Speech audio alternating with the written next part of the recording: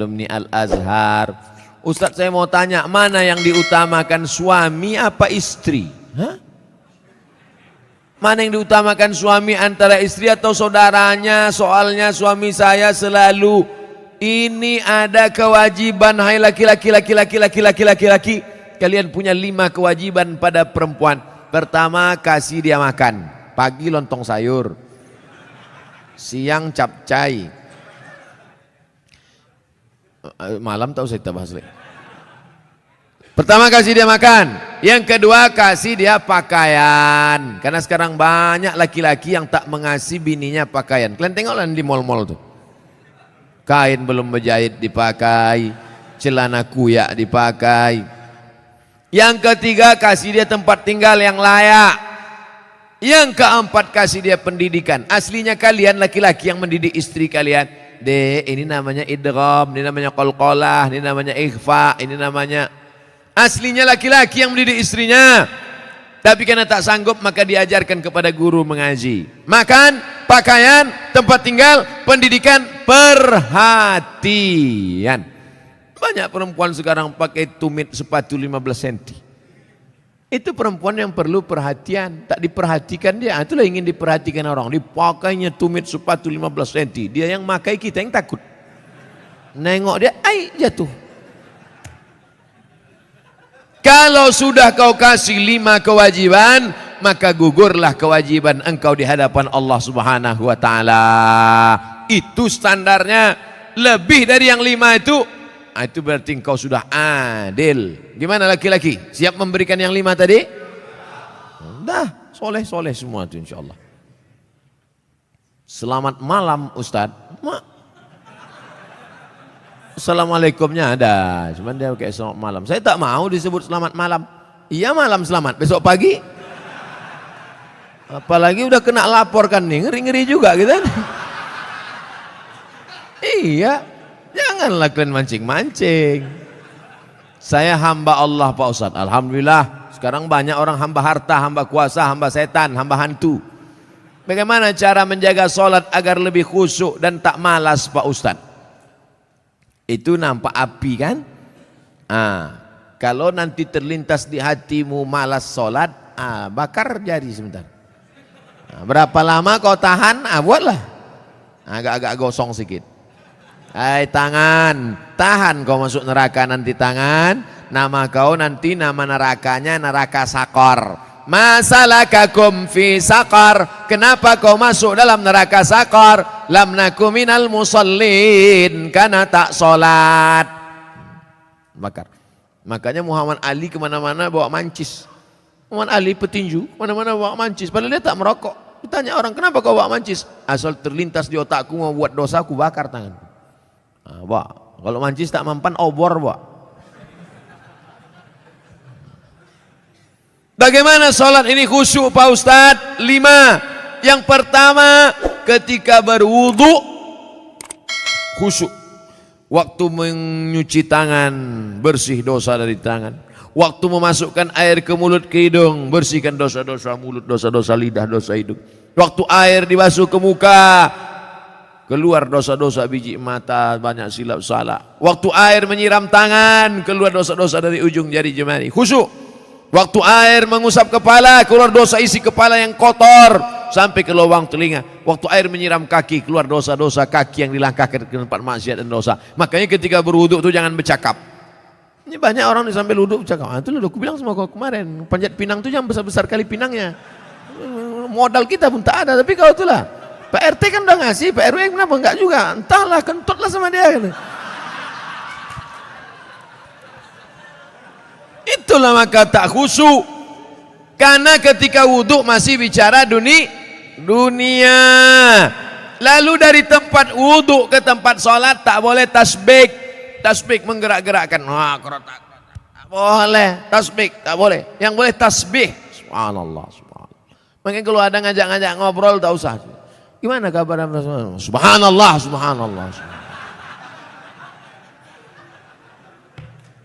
3. Ada terdengar azan, jawab hayya 'alas shalah. La haula wala quwata. Jangan bicara waktu azan. Siapa yang bicara ketika azan dikumandangkan, matinya mati su'ul khatimah. Begitu kata Syekh Imam Nawawi, Syekh Jalaluddin Abdurrahman As-Suyuti. Hati-hati. Lalu kemudian yang keempat, membaca bukan mutalaah. Mutalaah mulut tak bergerak. Waktu solat itu membaca Allahu Akbar kabir walhamdulillahi katsir. Ini banyak orang solat mulutnya diam ya.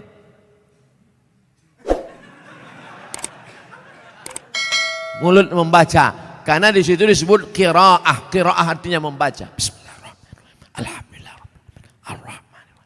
Yang kelima, mengerti apa yang dibaca. Itulah mengapa tadi saya pilih ayatnya, ayat-ayat pendek, supaya besok kalau sholat zuhur mengerti apa yang dibaca.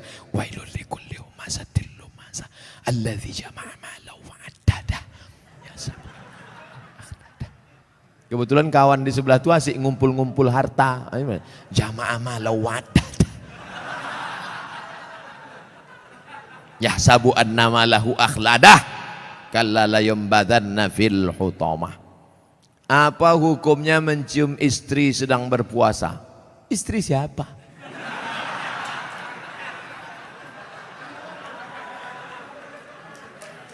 Kalau istri engkau yang kau cium maka tak batal. Dalilnya Nabi mencium Aisyah. Tapi kalau dia ihtiyat, hati-hati, takut dia tak bisa mengendalikan hawa nafsunya seperti Nabi Muhammad SAW, maka dia ihtiyat, dijaganya.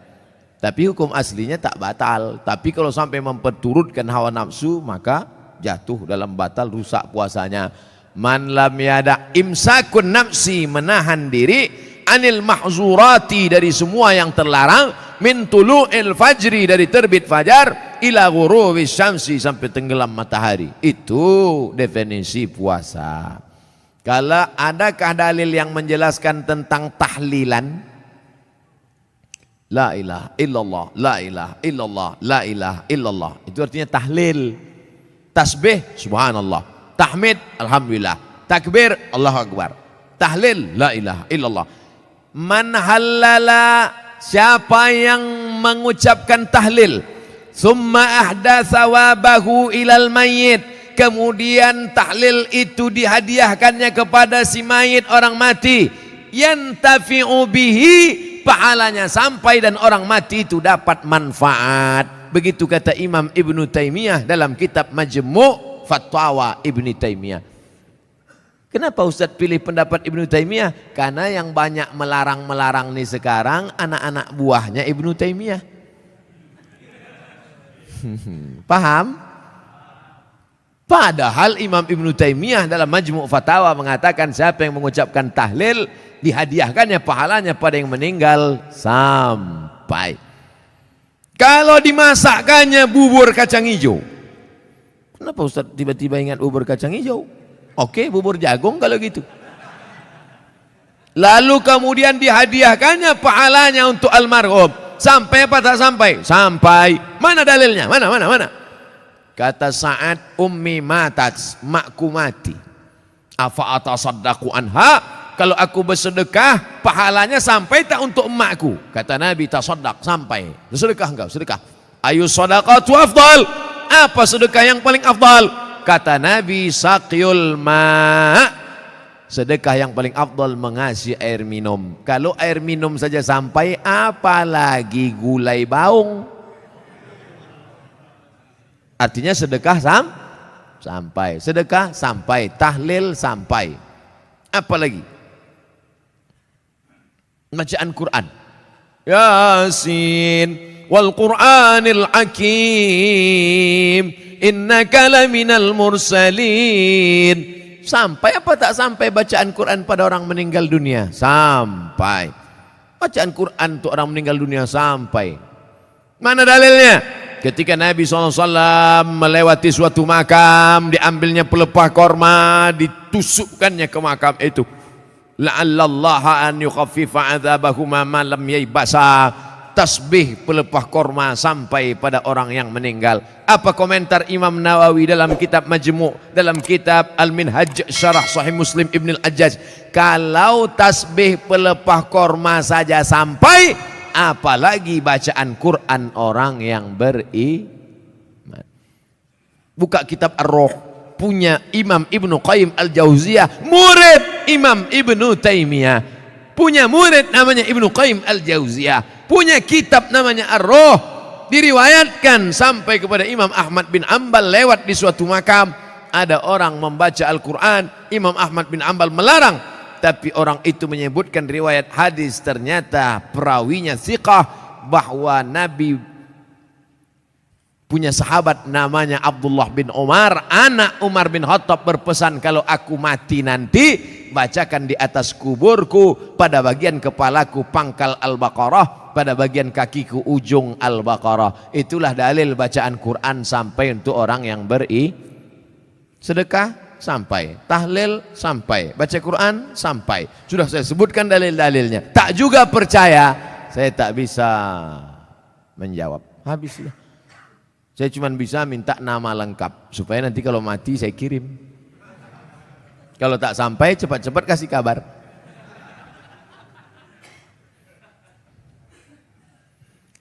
Mengazankan anak baru lahir itu apa dalilnya Pak Ustadz? Nabi mengazankan ke telinga Sayyidina Al-Hasan, anak Fatimah radhiyallahu anha, adzanas shalah, bunyinya seperti azan waktu azan salat.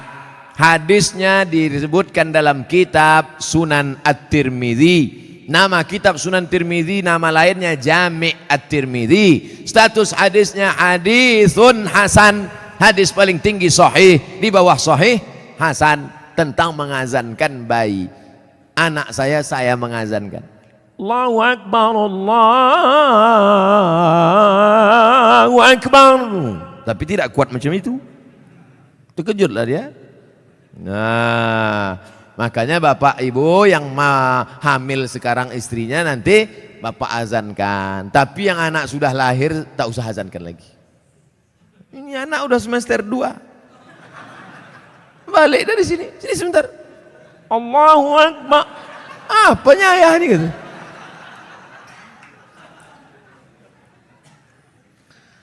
Saya mau tanya mengenai pernikahan uang hantaran. Bagaimana menurut pandangan Ustadz kalau si ibu wanita itu meminta uang hantaran mahar yang cukup tinggi? Ada tiga kemungkinan ini. Pertama, memang mau bertanya masalah hukum. Yang kedua, mau menyindir mak tua dari sini. Yang ketiga, mau menawar. Perempuan yang paling baik, aqalluha mahran, yang maharnya paling murah. Wahai ibu-ibu, turunkan harga mahar. Sebetulnya yang menetapkan harga mahar ini wali, ayah. Tapi sekarang banyak ayah yang anggota isti, ikatan suami takut bini. Maka yang berperan sekarang ibu-ibu, matre. Banyak perempuan lebih mau makan di daun daripada makan di pinggan. Oleh sebab itu turunkan standar ini sedikit.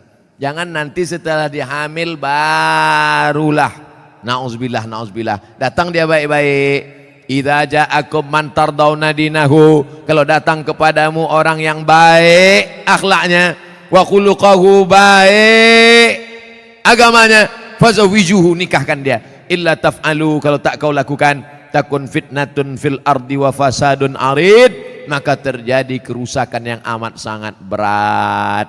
Tolong, jangan sampai anak-anak muda ini besok buat baleho turun ke jalan. Turunkan harga mahar, turunkan harga mahar.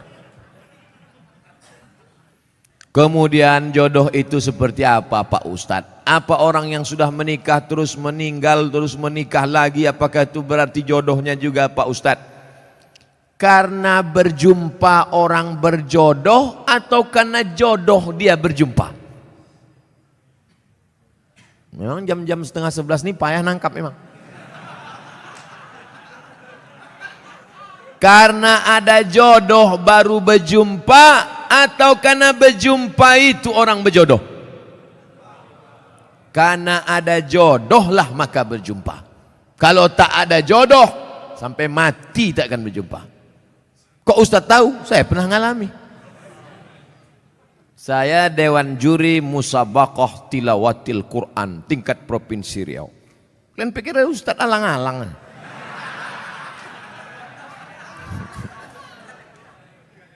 Waktu itu belum nikah. Kata kawan saya, Mat, ku carikan kau perempuan qori'ah hafizoh. Kami Dewan Juri waktu itu. Iyalah, kami pun seminggu kami cari, tak jumpa-jumpa. Setelah saya nikah, tahun berikutnya, pas kami sedang makan nasi goreng, berbisik kawan saya, Mat, yang kita cari tahun lalu, tuh di belakang. Tapi kita udah menikah.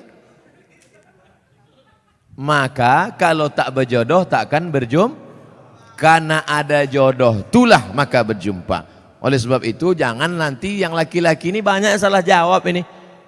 Papa kok bisa nikah sama mama? Entah salah sambung. Jawabannya mesti kau katakan, aku tak pernah mencari makmu, makmu tak pernah mencari aku, Allah mempertemukan kan. Ibu itu pun dari dapur, so sweet, kata dia. Karena jodohlah kalian jumpa. Mengapa Tuan Syekh Abdurrahman digelar dengan Syekh Silau Laut? Syekh Abdurrahman lahir di Kampung Rau, sekarang masuk Kabupaten Batubara. Lalu kemudian dia merantaulah ke Kedah, karena orang Batubara dulu biasa naik perahu tongkang kapal laut ke Kedah, bolak-balik, karena orang itu dekat Kedah. Sampai di Kedah belajarlah dia 7 tahun dan ikut lomba silat, menang, bekerja di kerajaan Kedah. Setelah itu melanjutkan pendidikannya ke Tuan Syekh Wan Mustafa Al-Fatani. Fatani sekarang Thailand Selatan, Patani. 7 tahun di Patani. Setelah itu dibawalah oleh Syekh Wan Mustafa Al-Fatani ke Makkah Al-Mukarramah. Belajarlah dia dengan ulama-ulama di Makkah, diantaranya Syekh Hasbullah. Belajar fikih kepada Syekh Ahmad Khatib Al-Minkabawi. Setelah khatam belajar fikih, belajar tafsir, belajar hadis, belajar tasawuf, baliklah dia ke Rau. Lalu kemudian datanglah kerabat Kesultanan Asahan namanya Tengku Adil. Tengku Adil pun mengasih tanah. Wahai Tuan Syekh Abdurrahman, ini ada tanah. Nama tanah itu Silau Laut. Maka orang menyebutnya tak lagi sebut namanya, tapi Tuan Syekh Silau Laut. Sama macam siapa tu? Tuan Syekh Besilam. Padahal nama aslinya adalah Tuan Syekh Abdul Wahab. Kampungnya di Rokan Hulu, namanya Rantau Binuang Sakti, tempat lahir Syekh Abdul Wahab Rokan. Tapi yang dipakai adalah Syekh Abdul Wahab Rokan. Sekarang jadi Kabupaten Rokan Hulu. Biasa itu Tuan Syekh mana? Tuan Syekh Fulan, nama kampungnya yang disebutkan. Tuan Syekh Purba Baru, padahal namanya Tuan Syekh Mustafa Husain. Nah, jadi nama kampung yang disebut. Itu maka disebut Tuan Syekh Silau Laut karena nama kampung itu. Apa karomahnya Pak Ustadz? Banyak karomahnya disebutkan dalam buku ditulis oleh cucunya. Namanya Tuan Syekh Doktorandus Haji Mansur bin Haji Syekh Muhammad Ali bin Syekh Abdurrahman, cucunya, menulis buku. Ditulis pada masa Gubernur Raja Inal Siregar, waktu haul dibagikan buku-buku itu. Banyak karomah disebut situ. Apa motivasi orang memasuki tarekat Sattariyah Pak Ustadz? Tarekat itu sampan. Ada sampannya namanya Sattariyah, namanya nakhodanya Abdullah Sattari. Ada nama sampannya Saziliyah, nama nakhodanya Abul Hasan As-Sazili. Ada nama sampannya Naqsabandiyah, nama nakhodanya Bahauddin Naqsabandi. Ada nama sampannya Ahmadiyah, tapi bukan yang aliran Ahmadiyah yang sesat. Tarekat Ahmadiyah, nama nakhodanya Sayyidi Ahmadil Badawi. Itu sampannya, tapi lautannya tetap la ilaha illallah Muhammadur Rasulullah. Jadi yang mau ikut tarekat sama aja macam naik sampan, lautnya la ilaha illallah, sampannya macam-macam. Ada yang mau sampan naik speedboat, mau cepat. Ada satu yang naik kapal tongkang kayu. Dia mau slow. Kau tak ikut? Enggak, aku mau menikmati laut ini, mau slow aja. Nah, macam-macam. Begitu lebih kurang gambaran tentang tarekat. Tarekat artinya jalan. Jalan mendekatkan diri kepada Allah Subhanahu wa ta'ala. Apa doa anak terhadap orang tuanya itu sampai? Hadis Sahih Muslim. Idza matal insan, kalau orang mati inqata'a, putus amalnya illa min salasin, kecuali 3. Shadaqatin jariyah, amal sedekah, ilmin yuntafa'u bih, ilmu yang bermanfaat. Yang ketiga, waladin shalihin yad'ulah, anak yang soleh. Makanya kita selalu minta doa Rabbi habli minas shalihin. Saya ingin sekali mendoakan orang tua saya supaya terbuka pintu hidayahnya, karena kami sangat menyayanginya. Doakan orang tuamu di sujud terakhir saat sholat, sunat, tahajud, witir, duha. Tapi jangan pakai bahasa Indonesia, nanti sholatnya batal. Dalam hati saja, ya Allah, ayahku ini berhentilah pakai sabu-sabu. Kenapa ketawa? Di masjid kami setiap malam Jumat ada pengajian. Kenapa cuma tiap malam Jumat? Tiap malam lah.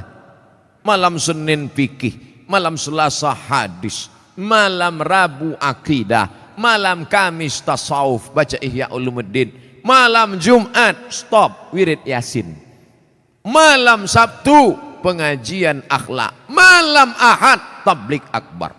Masjid mesti penuh tiap malam, karena kalau tidak kosong masjid. Akan tetapi waktunya dimulai ketika azan sholat isya hendak berkumandang, sehingga jamaah sholat isya pergi ke masjid lain.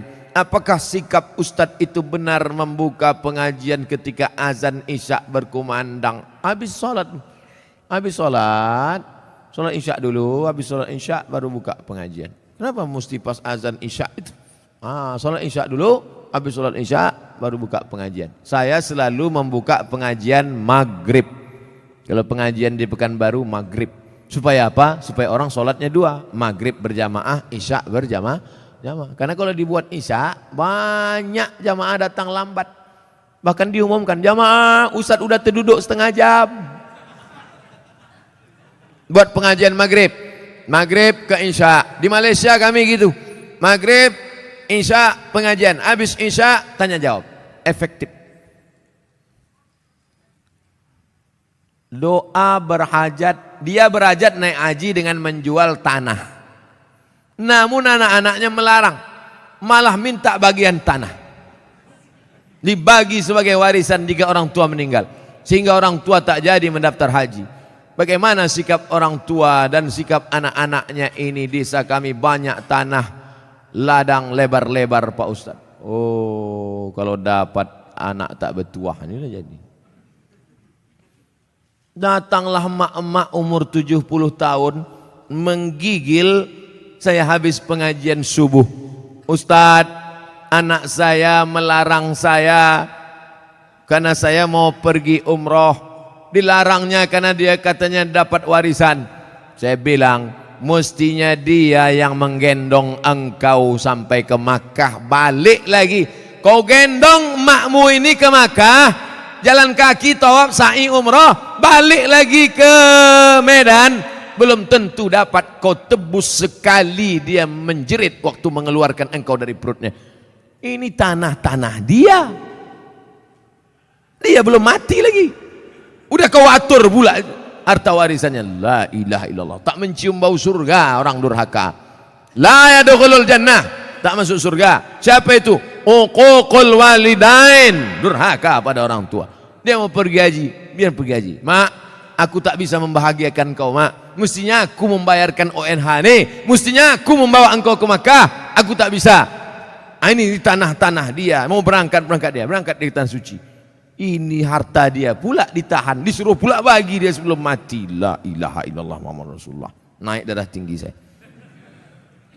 Ustadz, mohon pencerahan permasalahan saya ini. Beberapa bulan yang lalu saya keguguran. Usia kandungan 3 bulan 10 hari. Tapi ada yang berkata kepada saya bahwasanya saya terkena azab. Mohon jawabannya Pak Ustadz agar tidak mengganjal di hati saya. Semoga Pak Ustadz selalu dalam lindungan Allah Subhanahu wa taala. Amin ya rabbal alamin. La yusibul mu'min min nasabin wala wasabin wala saqamin wala syaukin yastakuha. Susah hati, gundah gulana, musibah, duri menusuk tapak kaki, illa kaffarallahu anhu biha sayiatu. Sesungguhnya Allah ingin menghapuskan dosa-dosamu. Bu, janinmu gugur 3 bulan 10 hari, kau bukan kena azab. Allah ingin membersihkan engkau dari dosa-dosamu, Bu. Jangan kau dengarkan cakap orang. Di dunia ini kalau dengar cakap orang makin pusing kepala kita. Orang yang terkena musibah itu 3. Yang pertama, Allah ingin menghapus dosanya. Yang kedua, Allah ingin memberikan dia balasan pahala yang lebih besar daripada haji, lebih besar daripada umrah, lebih besar daripada jihad. Apa itu? Sabar. Nih, anak keguguran 3 bulan 10 hari, sabar, maka Allah berikan balasan. Apa balasan ibu yang sabar keguguran?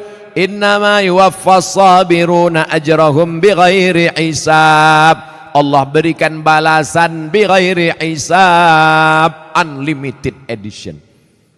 Pertama, dosa ibu diampuni. Yang kedua, Allah berikan ibu balasan pahala unlimited. Yang ketiga, di akhirat Allah naikkan derajat. Ada orang-orang yang derajatnya sudah sampai tinggi, tapi amalnya tak cukup. Maka kata Allah, kasih dia ujian, sehingga ketika dia sabar, dia layak untuk menempati itu. Makanya kalau apapun yang terjadi pada kita, kita mesti ibu husnuzon sama Allah. Jangan dengarkan cakap-cakap tetangga kena azab, kena kutuk, kena santet, kena begu ganjang. Ustadz, apa arti kitab kuning itu Pak Ustadz? Kitab kuning warnanya kuning karena 2. Pertama, terbuat dari kertas ubi. Yang kedua, karena kitab itu sudah tua, sudah lama. Istilah kitab kuning itu untuk kitab yang bahasa Arab gundul. Contoh kitab kuning fikih Matan Takrib. Naik ke atas Fathul Qorib. Naik lagi ke atas orang membaca kitab I'anatul Talibin. Naik ke atas Al-Mahalli. Naik lagi ke atas Majmu' Sarah Muhazab. Itu yang dibaca di pondok-pondok pesantren kitab kuning. Nahu belajar dari Imri, belajar dari Al-Ujrumiyah. Naik kepada Imriti, naik kepada Suribu Bait Ibnu Malik, Syarah Ibnu Aqil, Alfiyah Ibnu Malik. Nah, itu yang disebut dengan istilah kitab kuning adalah kitab Arab gundul. Adapun yang banyak tempat kita perukunan Melayu itu bukan kitab kuning, itu perukunan Melayu. Bahasanya bahasa Melayu, tulisnya tulis Arab. Beri kami semangat untuk mempelajarinya Pak Ustadz. Masuk pesantren. Semangat, masuk SMA. Mana membaca kitab kuning anak SMA? Oleh sebab itu wakafkan anak-anak kita. Jangan takut miskin. Ini banyak orang tua, anak ibu di mana? SMA. Kenapa tak masukkan pesantren? Nanti makan apa? La ilaha illallah Rasulullah. Kisah nyata, true story. Mau mendengarnya? Tak mau pun saya ceritakan juga. Menumpanglah dia di rumah makciknya. Susah numpang di rumah makcik. Sekolah pesantren. Apa kata makciknya? Ngapailah kau sekolah pesantren? Nanti kau makan apa? Tengok abang-abang kau. Itu SH, itu insinyur, itu dokter. Malang tak dapat ditolak, untung tak dapat diraih. Hari berganti musim berubah. Apa yang terjadi? Sekarang makcik di hari tua menumpang di rumah keponakan yang sekolah agama tadi. Karena dia punya pondok pesantren dengan santri, sekarang keponakan itu yang bisa ditumpang. Adapun yang dibangga-banggakan tadi, satu pun tak bisa ditumpang. Dunia tak dapat, akhirat melayang. Saya tak melarang anak-anak jadi insinyur, silakan. Mau jadi SHMH pengacara, silakan. Tapi tetap basic pendidikan agama. Kalaupun dia jadi dokter, biarkan dia jadi dokter. Nanti dia akan jadi teman saya, partner. Kami akan berdakwah ke pedalaman. Abdul Somad ceramah, dia khitan masal. Tabligh Akbar bersama dokter muslim. Khitan gratis. Daftarkan anak dan suami Anda. Nah, suami yang mu'alaf baru masuk Islam. Takkan mungkin saya motong pakai kampak satu-satu. Pengacara, bagus. Tanah yang diambil korporat perusahaan asing. Siapa yang membela?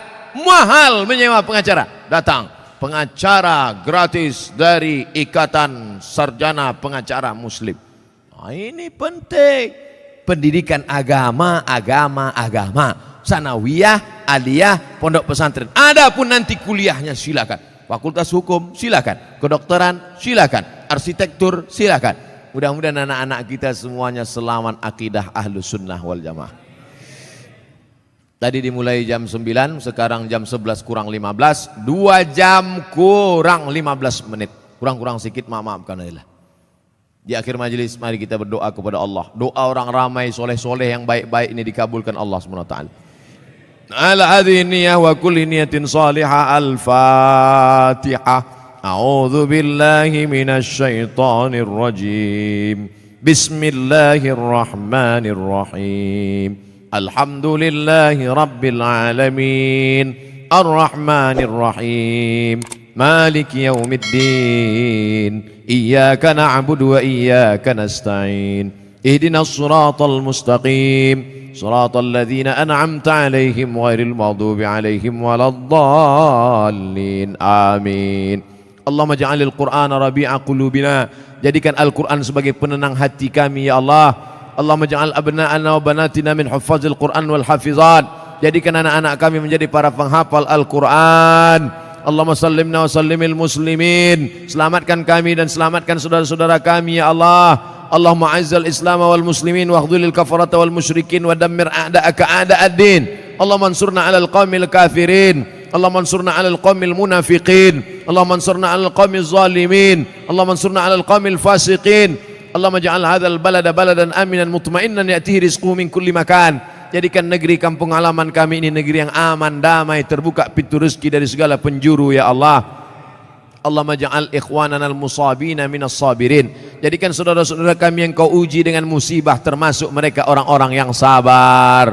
alladzina idza asabatuhum musibah ketika mereka ditimpa musibah qalu yang keluar dari mulut mereka inna lillahi wa inna ilaihi raji'un ya muqallibal qulub wahai engkau yang membolak-balikkan hati sabbit qulubana kokohkan hati kami ala dinik dalam agamamu wa ala ta'atik dalam ketaatan kepadamu ya Allah Allahumma ij'al salatana salatal khashi'in jadikan salat kami salatnya orang-orang yang khusyuk ya Allah waj'al du'aana du'aal mutawarri'in jadikan doa kami doa orang-orang yang warak menjaga diri dari yang syubhat ya Allah Allahumma rzuqna rizqan halalan thayyiban mubarakan fih berikan kami rezeki yang halal yang berkah supaya kami bisa berinfak berzakat dan bersedekah ya Allah Allahumma dafa'na al-ghala wal waba' wal fasya' wal riba wal zina wal munkar selamatkan kami dari malapetaka bencana musibah segala perbuatan keji dan munkar Allahumma khtim lana bi husnil khatimah wa la takhtim alaina bi su'il khatimah Allahumma ja'al akhir kalamina 'inda intihai ajalina jadikan akhir kalam kami ketika ajal kami sampai yang terakhir keluar dari mulut kami la ilaha illallah Muhammad Rasulullah sallallahu alaihi wasallam Rabbana atina fid dunya hasanah wa fil akhirati hasanah wa qina adzabannar sallallahu ala sayyidina wa maulana Muhammad wa ala alihi wa sahbihi wa sallam walhamdulillahi rabbil alamin taqabbalallahu